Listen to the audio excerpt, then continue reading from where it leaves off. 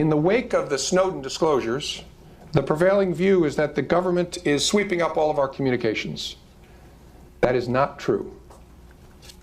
And unfortunately, the idea that the government has access to all communications at all times has extended, even more unfairly, to law enforcement that is working to obtain individual warrants approved by judges to intercept the communications of suspected criminals. Some believe that law enforcement, and especially the FBI, has these phenomenal capabilities to access any information at any time, that we can get what we want, when we want it, by flipping a switch. That is the product of too much television. It frustrates me because I want people to understand that law enforcement needs to be able to access communications and information in a lawful way to bring people to justice. Encryption is nothing new, but the challenge to law enforcement and national security officials is markedly worse with recent default encryption settings and encrypted devices and networks, all in the name of increased security and privacy. For example, with Apple's new operating system, the information stored on many iPhones and other Apple devices will be encrypted by default. Shortly after Apple's announcement, Google announced plans to follow suit with its Android operating system.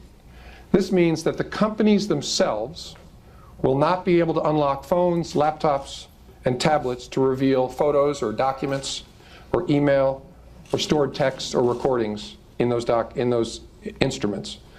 Look, both companies are run by good people who care deeply about public safety and national security. I know that.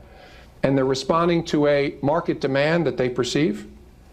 But the place that this is leading us is one that I suggest we should not go without careful thought and debate as a country. Encryption just isn't a technical feature. It's part of a marketing strategy. But it will have very serious consequences for law enforcement and national security agencies at all levels.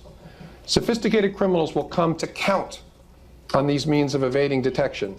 It's the equivalent of a closet that can't be opened, a safe deposit box that can't be opened, a safe that can't ever be cracked. And my question to facilitate this conversation is, at what cost?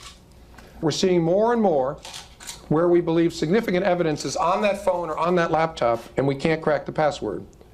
If this becomes the norm, I suggest to you that homicide cases could be stalled, suspects walked free, child exploitation not discovered and prosecuted.